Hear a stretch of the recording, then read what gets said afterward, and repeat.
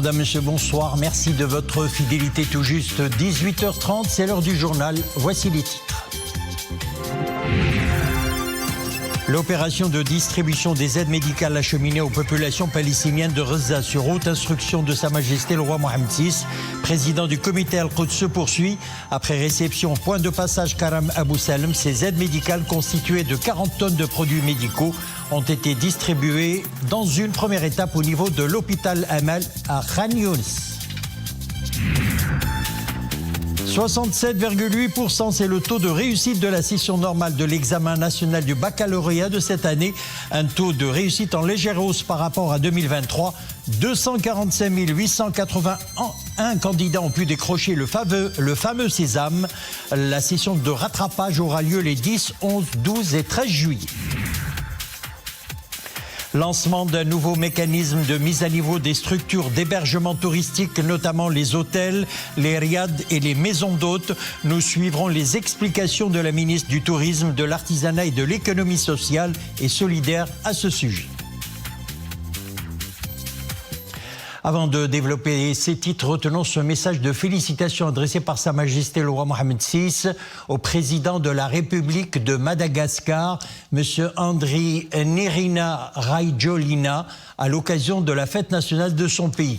Grâce à notre action concertée, nos deux pays sauront, j'en suis persuadé, consolider leur coopération bilatérale et enrichir davantage les liens historiques de fraternité et de solidarité qui les unissent, souligne le souverain dans son message. Sa Majesté le roi assure sa disponibilité à œuvrer avec le président de la République de Madagascar en faveur d'une amitié maroco-malgache toujours plus forte et d'une Afrique encore plus unie et prospère.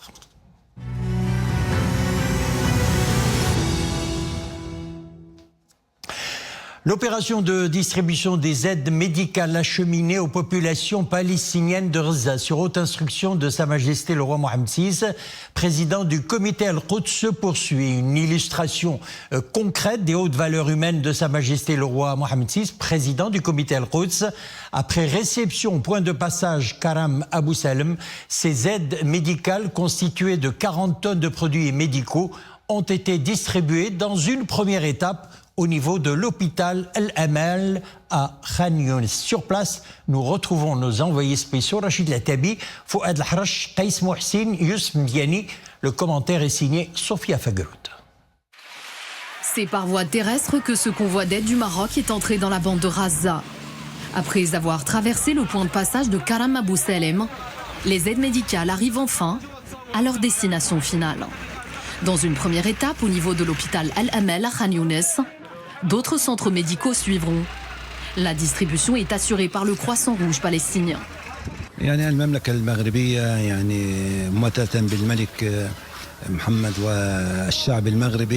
Le Maroc et à sa tête Sa Majesté le roi Mohammed VI se sont empressés à aider le peuple palestinien depuis le début de cette guerre.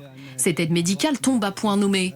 Nous avons besoin de ce matériel, d'autant plus qu'il y a une pénurie après la fermeture du point de passage de Rafah pendant une longue période. Les stocks des hôpitaux sont vides et cette aide reflète l'engagement du Maroc auprès des Gazaouis et des Palestiniens d'une manière générale.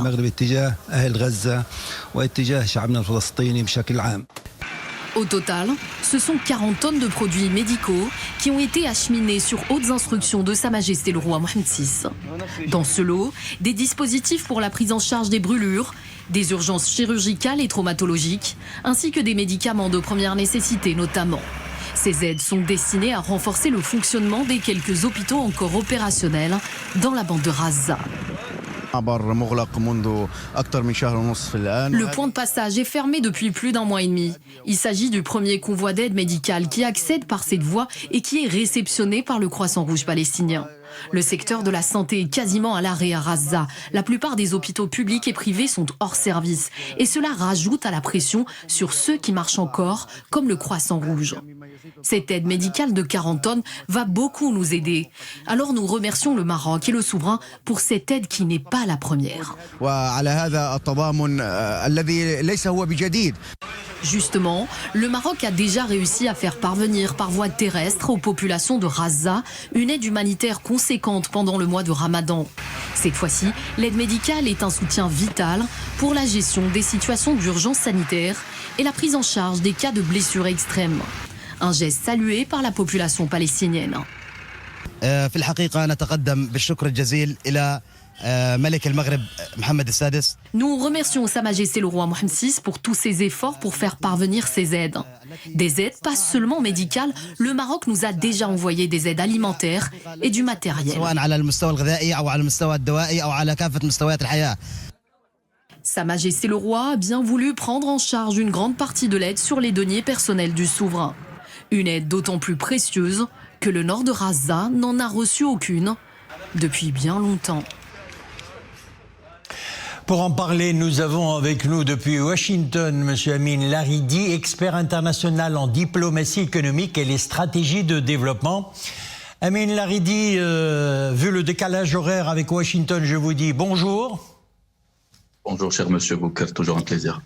Alors, l'initiative de Sa Majesté le roi Mohammed VI, président du comité Al-Quds, de déployer une opération humanitaire d'aide médicale destinée à la population palestinienne de Gaza est un geste noble à même de soulager les souffrances des habitants de ce territoire palestinien. Un geste de solidarité de grande envergure. L'aide humanitaire médicale envoyée en ce moment critique pour les habitants de la bande de Gaza reflète, Amin Laridi, cette solidarité royale absolue avec la Palestine. Absolument, absolue, noble, engagée. Et c'est le moindre qu'on puisse dire. Tout d'abord, permettez-moi de revenir sur le mot opération. Ceci n'est pas une opération ordinaire, encore moins un pont humanitaire ordinaire, et même pas une veine humanitaire. Ceci est une artère principale. En médecine, les artères, le corps humain, les artères portent le sang et donc la vie du cœur vers les organes les plus importants.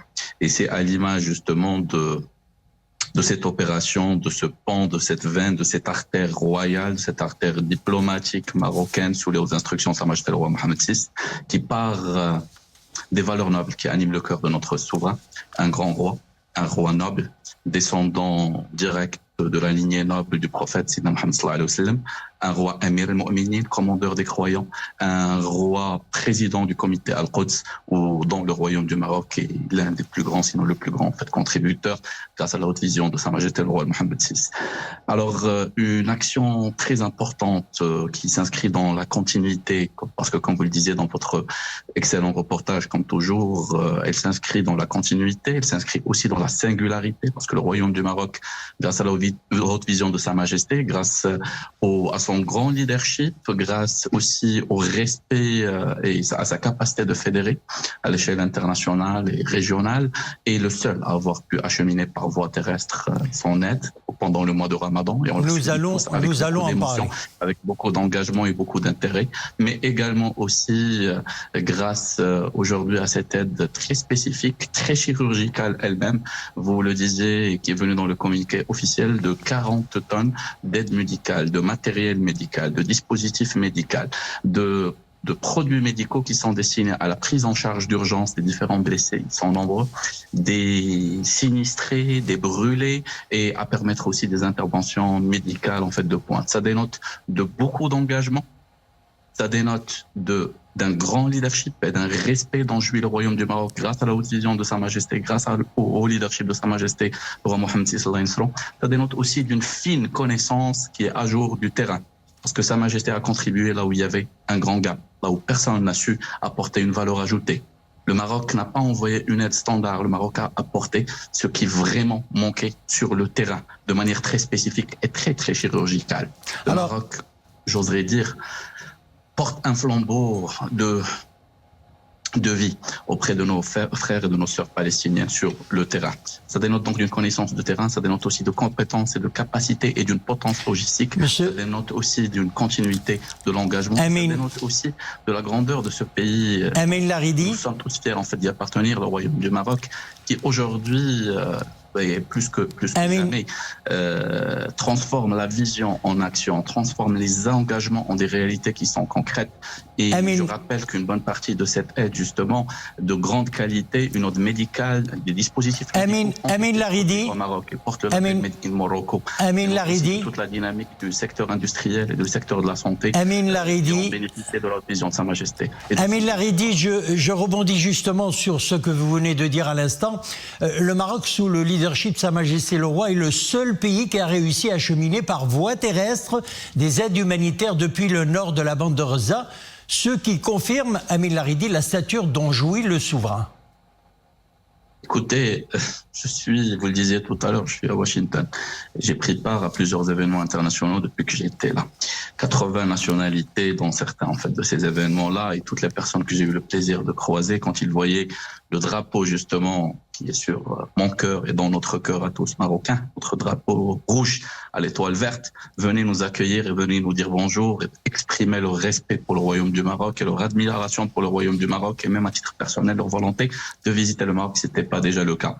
Ce capital émotionnel, ce capital respect, il ne vient pas de rien, il vient des réalisations du Royaume du Maroc sous le leadership de Sa Majesté, il vient des différents engagements qui ont été portés, aboutis en fait concrètement, ils viennent aussi de cette puissance fédératrice apaisante que joue aujourd'hui le Maroc. Le Maroc n'est pas un pays de discorde, ne l'a jamais été, et grâce à la haute vision de Sa Majesté est un pays de fédération, est un pays qui met à disposition sa haute diplomatie, la haute diplomatie royale, au service de nos causes nobles, la souveraineté nationale, oui, mais aussi les grandes causes nobles. Et là, nous parlons concrètement aussi de la situation au Moyen-Orient et au service, en fait, justement, la situation humanitaire pour nos frères et nos sœurs palestiniens, mais également de par des engagements concrets auprès des peuples frères, en fait, africains et des pays africains souverains, mais également aussi auprès des engagements tout moment, lors des moments de sinistre, lors des moments, en fait, de désolation en Méditerranée, mais aussi en jouant ce rôle clé. Et désormais, en fait, on en est tous fiers en tant que Marocains, où le Maroc est un pilier de la lutte contre l'extrémisme dans le monde, ce qui nous vaut le respect du monde entier.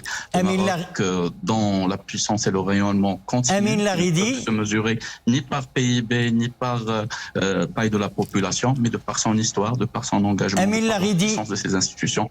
Nous allons revenir à vous dans quelques instants, juste pour annoncer que les États-Unis ont exprimé leur remerciement à Sa Majesté le Roi pour les aides médicales au profit de la population de Gaza. Les États-Unis tiennent à remercier Sa Majesté le Roi Mohammed VI non seulement pour cette nouvelle aide, mais également pour tous les efforts consentis depuis des années par le souverain. C'est ce qu'a dit le porte-parole régional du département d'État américain, Samuel Warwerk. Le porte-parole régional du département américain a également mis en avant les relations d'amitié entre les peuples marocains et palestiniens, ainsi que les opérations humanitaires, nous le disions, initiées par le Maroc au profit des Palestiniens, dont la dernière en date déployée sur très haute instruction royale s'inscrit dans la continuité de cet élan de solidarité. Je vous propose de l'écouter. Nous remercions Sa Majesté le Roi, le peuple marocain ainsi que le gouvernement marocain, non seulement pour cette aide au peuple palestinien, mais pour tous les efforts fournis depuis des années. J'ai été au Maroc depuis les années 90 et je me rappelle comment le peuple marocain exprimait son amitié avec le peuple palestinien. Depuis des années, nous avons vu aux États-Unis comment le peuple marocain aidait le peuple palestinien. Cette dernière aide en est l'exemple. Nous apprécions cela et nous remercions le peuple marocain et Sa Majesté le Roi, et nous sommes favorables au soutien marocain aux efforts diplomatiques pour arriver à un compromis, car nous sommes conscients que la solution va être diplomatique à travers ces négociations.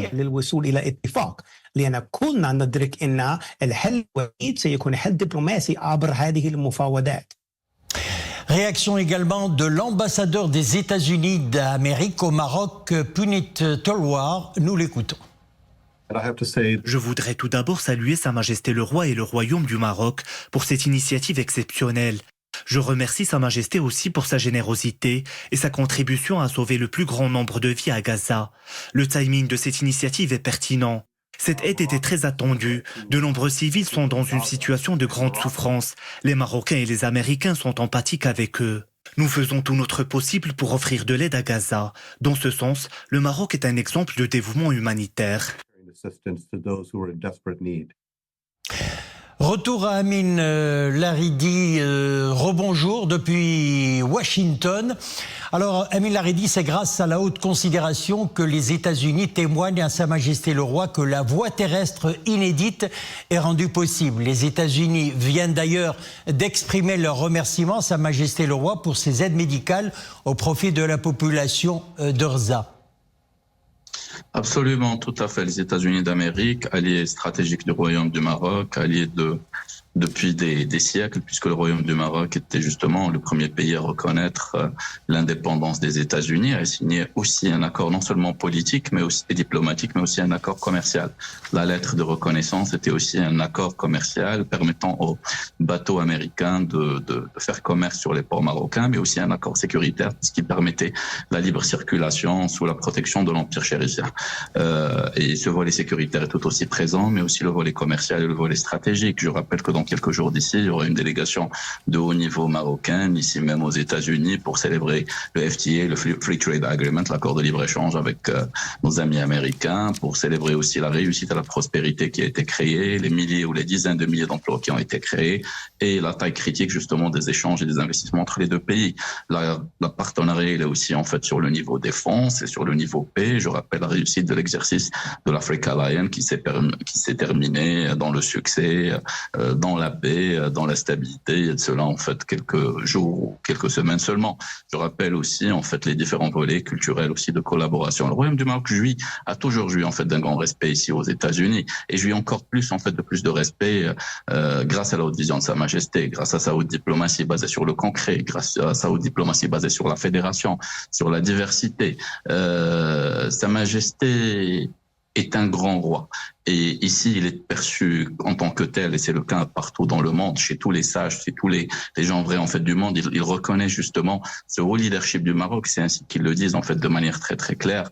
Ce haut leadership du Maroc, de Sa Majesté en fait, roi du Maroc, non seulement sur notre continent, on joue un rôle de puissance, de bienfaisance, respectant la stabilité, contrant le terrorisme et l'extrémisme, mais aussi à l'échelle méditerranéenne, transatlantique et de par le monde. Les États-Unis qui saluent et qui regardent avec beaucoup d'intérêt et qui veulent se joindre avec beaucoup d'intérêt la haute initiative de Sa Majesté le Roi Mohammed VI, qui est une initiative atlantique, une initiative liant la prospérité à la paix, encore une fois la main dans la main. Maroc, pays de bienfaisance qui ne parle pas, qui travaille dans le terrain, qui travaille dans l'humilité, qui est solidaire avec ses frères africains pendant l'Ebola, pendant le Covid, méditerranéen pendant les incendies et les tremblements de terre, et avec nos frères palestiniens depuis toujours et pour toujours, dans la paix, dans la fédération et sans antagonisme avec qui que ce soit. Amin Laridi. Amin Laridi, merci d'avoir été avec nous en direct depuis Washington. Je rappelle que vous êtes expert international en diplomatie économique et les stratégies de développement. Merci. Merci à vous.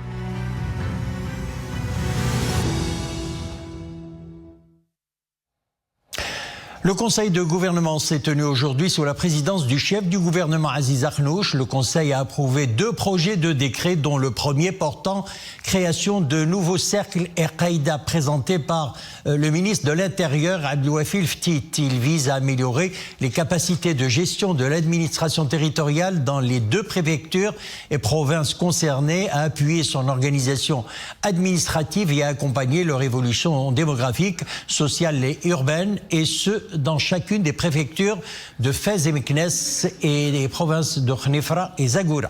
Le Conseil de gouvernement a approuvé des propositions de nomination à des fonctions supérieures conformément aux dispositions de l'article 92 de la Constitution. Le chiffre ce soir, 67,8%, c'est le taux de réussite de la session normale de l'examen national du baccalauréat de cette année. Un taux de réussite en légère hausse par rapport à 2023. 245 881 candidats ont pu décrocher le fameux sésame. 147 317 candidats passeront les épreuves de la session de rattrapage. Ça sera les 10, 11, 12 et 13 juillet. Sophia Fagrout. Un taux de réussite de 67,8% aux épreuves de la session normale du baccalauréat selon le ministère de l'Éducation nationale, du préscolaire et des sports. Cela représente très exactement un total de 245 881 candidats, Parmi eux, 143 366 candidates qui ont décroché le précieux sésame. Le ministère évoque une augmentation de 8% du taux de réussite par rapport à l'année dernière.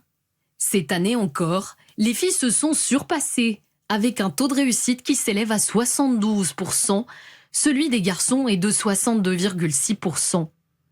S'agissant de la mention, 54% des candidates et candidats l'ont obtenue. Pour celles et ceux qui attendent une deuxième chance, la session de rattrapage aura lieu les 10, 11, 12 et 13 juillet.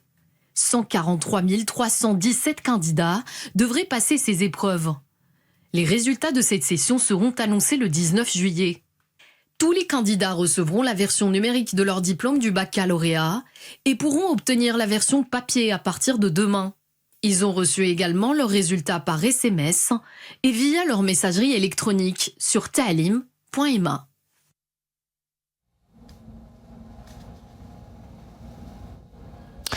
Et puis, dès l'annonce des résultats, une immense joie s'est emparée des nouveaux bacheliers. Une réussite, d'ailleurs, fêtée de belle manière par les parents soulagés d'apprendre la bonne nouvelle. Notre équipe s'est rendue au domicile de l'un des candidats chanceux d'avoir décroché le précieux sésame. Reportage Amin Hennaoui, Soufiane Ibrahimi. Le commentaire est signé Maria Aoued.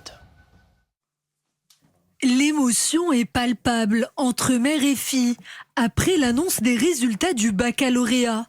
Une fois passé le stress de l'attente, la délivrance est au rendez-vous. À l'ère du numérique, le sésame tant attendu s'affiche désormais sur l'écran du smartphone. La jeune Lina est désormais une bachelière en route vers la réussite. Je viens d'avoir mes résultats. Je suis très contente. J'ai eu mon bac avec une moyenne de 17,34 sur 20. Je vais maintenant m'inscrire en architecture et suivre mon petit bout de chemin. Cela fait plaisir de constater que mes efforts tout au long de l'année ont porté leurs fruits. Des parents et toute une famille soulagée qui savourent les excellents résultats de la petite dernière de la famille. Forts de leur engagement auprès d'elle, ils sont eux aussi les garants de sa réussite professionnelle. Je suis tellement heureuse et fière de ma fille car elle a obtenu son baccalauréat avec une mention. En tant que mère de famille, nous devons épauler nos enfants et les pousser à donner le meilleur d'eux-mêmes. C'est de cette manière que nous pouvons les amener sur la route de la réussite.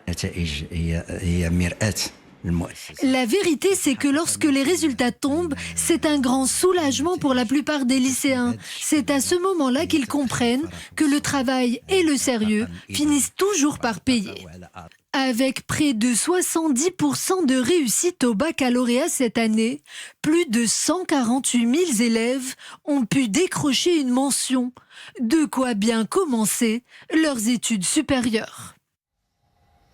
Et félicitations à tous les nouveaux bacheliers. On parle tourisme à présent, lancement d'un nouveau mécanisme de mise à niveau des structures d'hébergement touristique, notamment les hôtels, les riads et les maisons d'hôtes. Cela s'est passé en présence de la ministre du Tourisme, de l'Artisanat et de l'Économie sociale et solidaire. Les 70 sites, je tiens quand même 200%. Maintenant, si on prend juste une dizaine de sociétés de gestion dans des fonds. Et à ce sujet, je vous propose d'écouter justement la ministre du Tourisme, de l'Artisanat et de l'Économie sociale et solidaire, Fatem Zahra Amour, qui revient également sur le boom que connaît aujourd'hui l'activité touristique dans notre pays. Nous avons fait une excellente année en 2023, qui est une année record. Donc nous avons accueilli 14,5 millions de touristes. Et nous sommes sur la même dynamique en 2024, puisque nous avons accueilli à fin mai quasiment 6 millions de touristes, ce qui représente 770 000 touristes par rapport à l'année dernière. Et donc nous sommes aujourd'hui vraiment confiants quant aux objectifs que nous nous sommes fixés d'ici la fin de l'année. Dans notre feuille de route, parmi les leviers de développement, il y a l'hébergement, avec donc l'amélioration de la qualité de l'hébergement et l'augmentation de la capacité d'autre part. Et donc aujourd'hui, Cap Hospitalité vient répondre à cette problématique en proposant donc une offre de crédit pour les hôteliers où ils n'auront à payer que le remboursement du capital, tandis que l'État va prendre en charge la totalité des intérêts. On parle sport à présent. Coupe du trône de football. Le Raja de Casablanca rejoint les Phares en finale. Les Verts et Blancs ont battu le Mouloudia d'Oujda sur le score de 4-3 après prolongation. Le temps réglementaire s'étant terminé sur le score de 2 buts partout. Naoufel à la 20e et 30e minute ont inscrit les buts. Également Riyad Ben Ayed à la 90e minute ont marqué les buts du Raja de Casablanca, tandis que Youssef Anwar 9e minute et Bouchaïb Faïdi 70e minute ont signé les buts du Mouloudia d'Oujda. Le Raja de Casablanca rejoint en finale donc l'Aïsfar, vainqueur dimanche contre le Maghreb de Fès 2-0. Le Raja qui termine, il faut le dire, une saison en beauté après le titre décroché en Botola. Le Raja était en concurrence pour la Botola, rappelons-le, avec les Phares justement.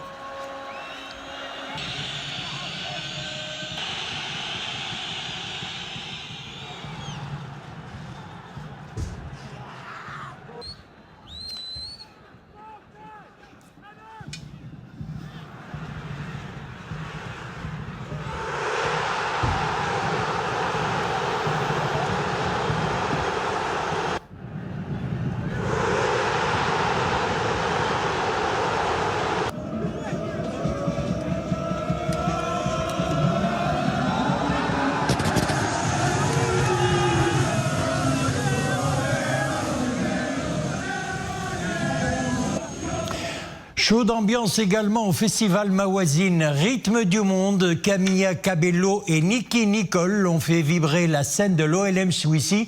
C'était hier soir. Les deux chanteuses ont enflammé la scène avec une énergie débordante et des chorégraphies exécutées avec grâce. Les deux stars ont interprété quelques titres célèbres, repris en chœur d'ailleurs par l'assistance. Zakaria Moukhibillah, Amin Sharqawi ont assisté à la soirée et ont recueilli quelques impressions auprès du nombreux public présent sur place. Débutant le spectacle avec une performance captivante, Nicki Nicole a su électriser son public par une présence dynamique et une énergie contagieuse. La chanteuse argentine a interprété des chansons percutantes qui ont instantanément enflammé la scène. Chanteuse et rappeuse, Nicki Nicole s'est fait connaître pour ses paroles percutantes et son style musical unique, mêlant rap, reggaeton et trap. J'aime beaucoup cette chanteuse, surtout elle chante très bien, j'aime bien ses chansons et voilà, en plus espagnole et tout. Camilla Cabello, ça fait longtemps, tout le monde écoute ses chansons et tout, très connue et ses chansons incroyables. Je suis très contente d'être ici parce que Mawazine, c'est un festival qu'on attend depuis des années, c'est un festival incroyable où tout simplement on profite super bien et en plus de ça l'ambiance aujourd'hui est incroyable. Lui succédant sur scène, la star de la soirée Camilla Cabello s'est imposée par son interaction chaleureuse avec les spectateurs grâce à sa présence scénique éblouissante et son sourire radieux. La chanteuse originaire de Cuba a enchanté ses fans avec des tubes dynamiques qui ont fait vibrer la foule. Je suis là pour Camilla Cabello. En fait, j'aime bien ses musiques, j'aime bien j'aime bien son style et tout. Et j'adore sa nouvelle musique qu'elle a sortie avec Playboy Carti. Ces sons, ils inspirent l'été, la bonne humeur. C'est pour ça qu'on est venu pour changer les idées. Connue pour ses tubes à succès tels que Havana, Señorita avec Shawn Mendes et Never Be The Same, Camilla Cabello est également reconnue pour sa voix puissante et sa capacité à fusionner des influences pop, latines et R&B dans sa musique. Ces atouts lui ont valu une large reconnaissance internationale et d'être classée parmi les artistes les plus influents de sa génération.